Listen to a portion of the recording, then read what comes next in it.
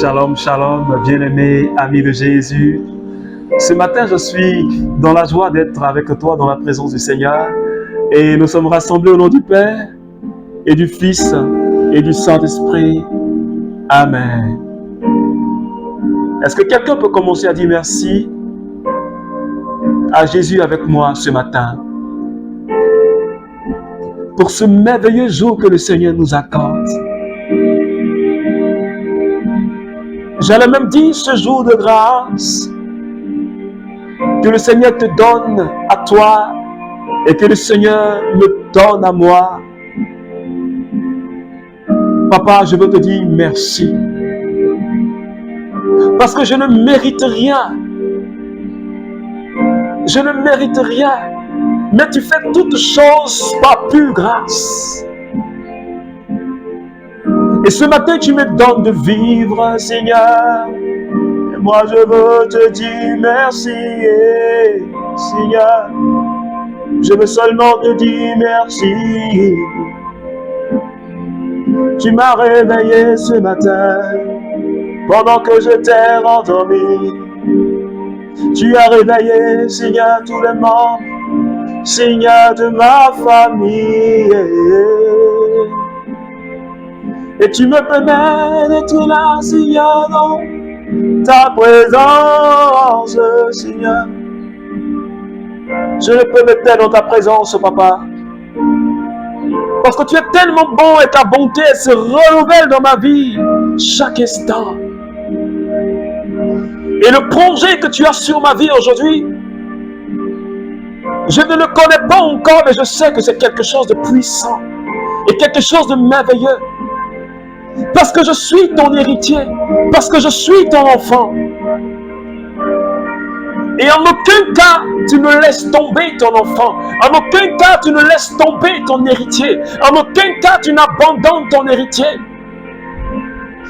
Et ce matin, mon cœur est, Seigneur, est dans la joie.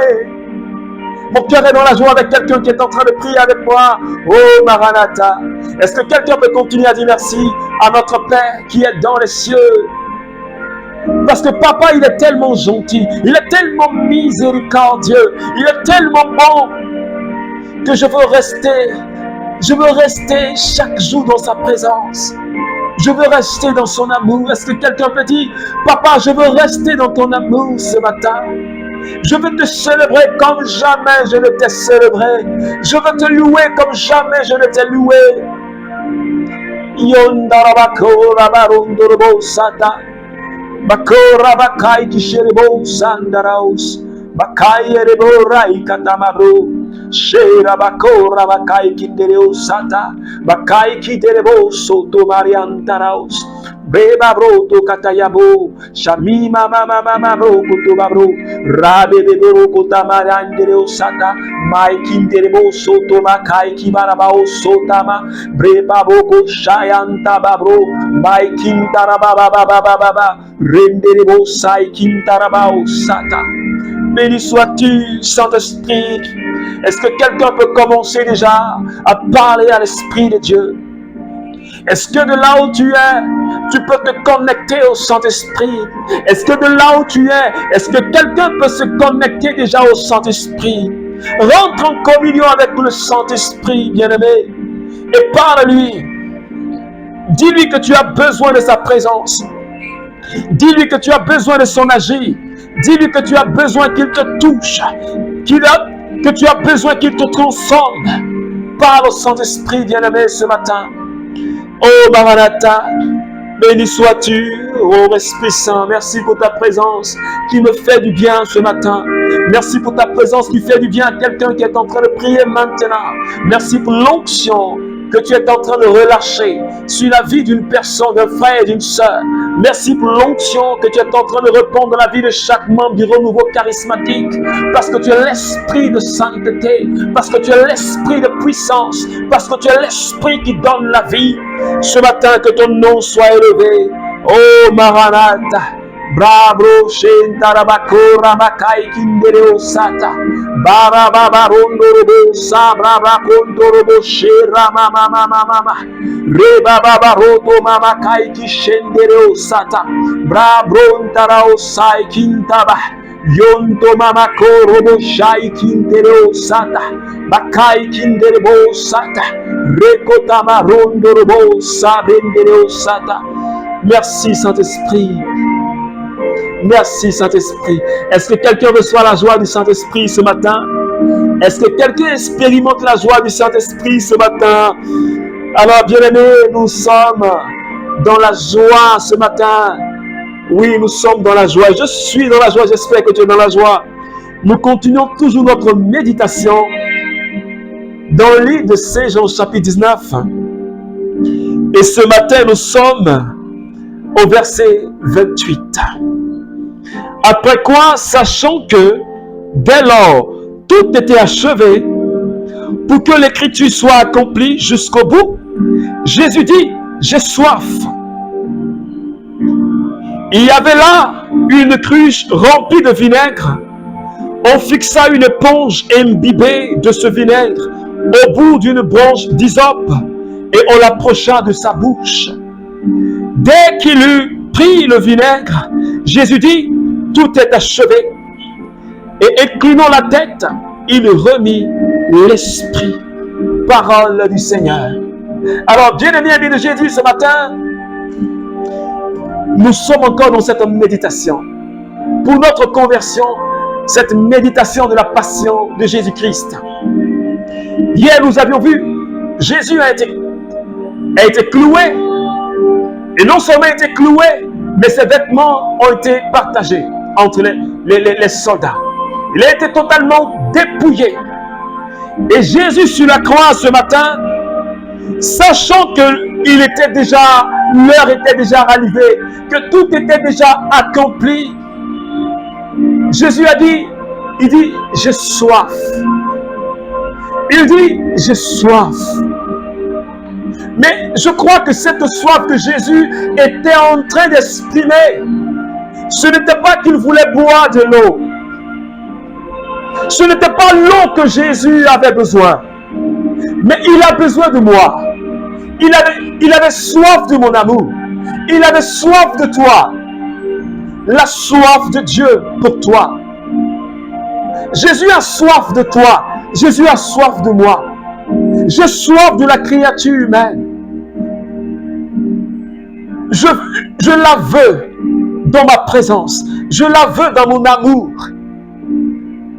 C'est de cela que Jésus nous parle ce matin. Jésus a soif de ton âme. Jésus a soif de mon âme. Il veut que je sois en lui. Parce que lorsqu'on boit de l'eau, l'eau se trouve en nous.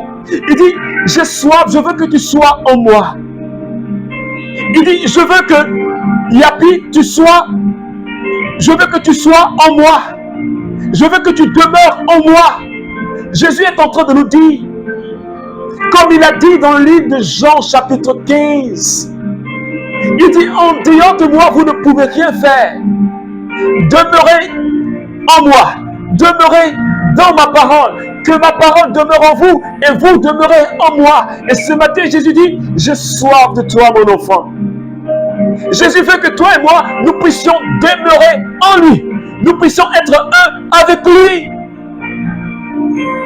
Parce que dans cette conversion à laquelle le Seigneur nous appelle, cette conversion profonde dans laquelle le Seigneur nous appelle, il veut que nous soyons unis à lui pour avoir une relation personnelle, une relation intime avec lui, une relation personnelle avec notre Dieu. C'est, je crois, l'aboutissement de ce temps de carême. C'est l'aboutissement, bien-aimé. Avoir une relation personnelle avec notre Dieu. Avoir une relation personnelle avec Jésus. Parce qu'il ne s'agit pas pour toi de poser des actes de charité dans le vide. Il ne s'agit pas pour moi de jeûner dans le vide. Mais l'objectif de tout ce que nous faisons, comme charité. Tous ces actes que nous posons nous met en communion avec Jésus. Et nous devons croire qu'en posant ces actes, nous rentrons en communion avec le Seigneur. Parce qu'il a dit, si vous donnez à boire à l'un de mes petits, c'est à moi que vous le faites. Quand vous rentrez et que vous partez visiter un prisonnier, c'est moi que vous visitez.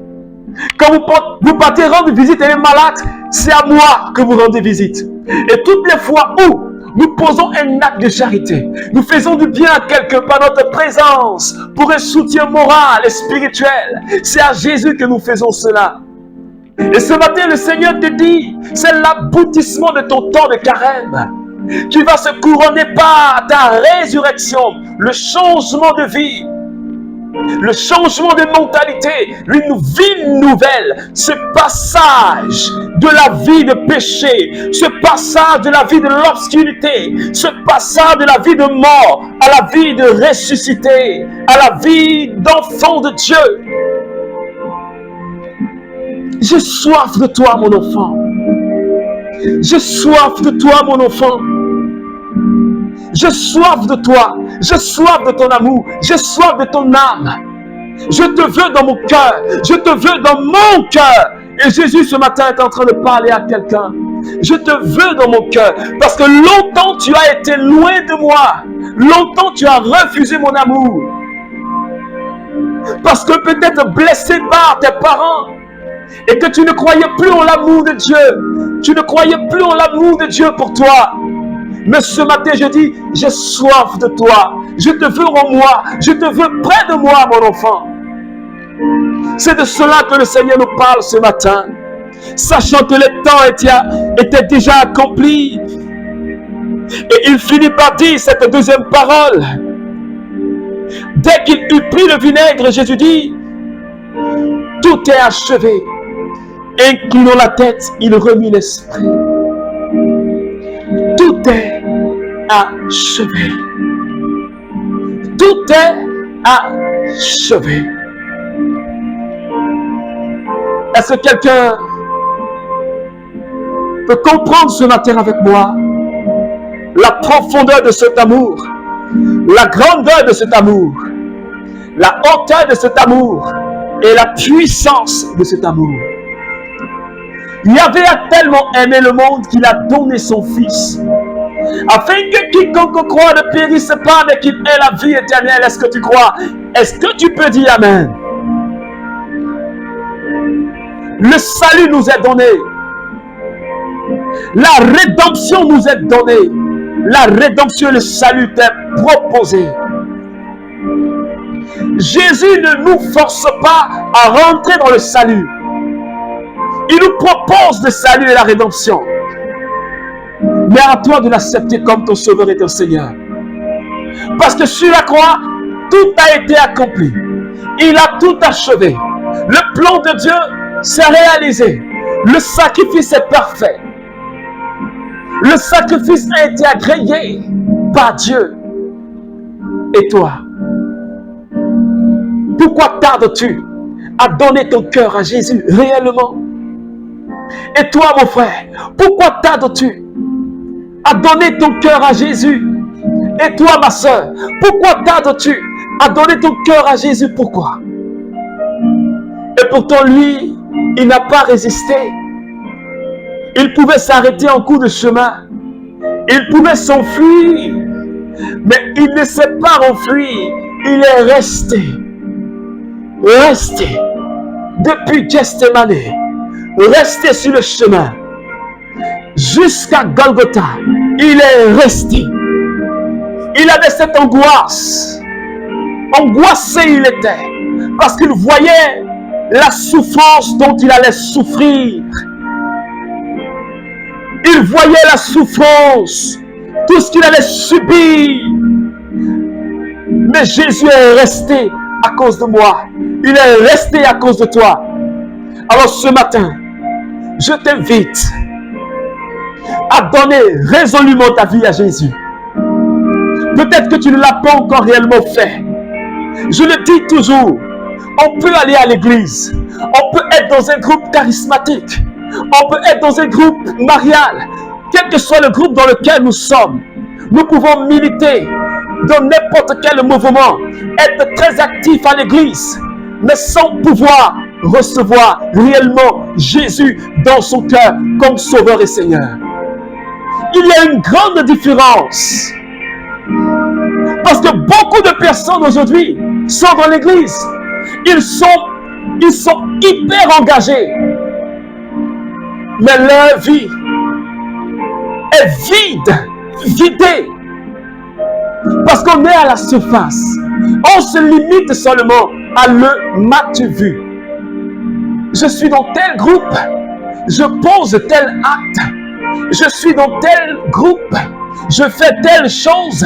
Mais en réalité, aucune relation personnelle avec Jésus. Et aujourd'hui, notre jeunesse en souffre. La jeunesse de l'Église en souffre. Et il nous faut éduquer les hommes. Il nous faut, toi et moi, éduquer la jeunesse de l'Église à une relation personnelle avec Jésus. C'est pourquoi j'invite les membres du renouveau charismatique à se lever. Parce que ton champ de mission, tu dois aller chercher des âmes. Mais tu ne le fais pas. Je parle à un membre du renouveau charismatique ce matin. Ton champ de mission, tu l'as abandonné. Ton champ de récolte, tu l'as abandonné. Et tu es assis quelque part. Et pourtant, il y avait besoin de toi.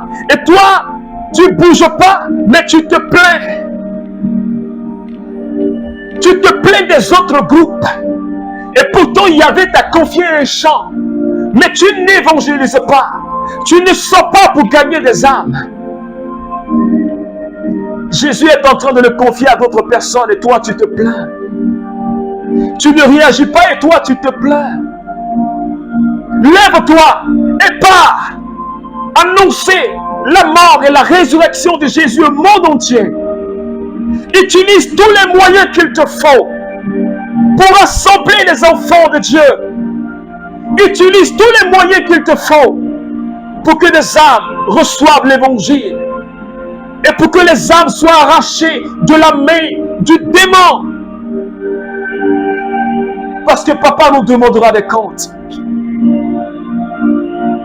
Jésus a souffert pour ces âmes. Il a donné un ordre de mission. Sur la croix, tout est accompli.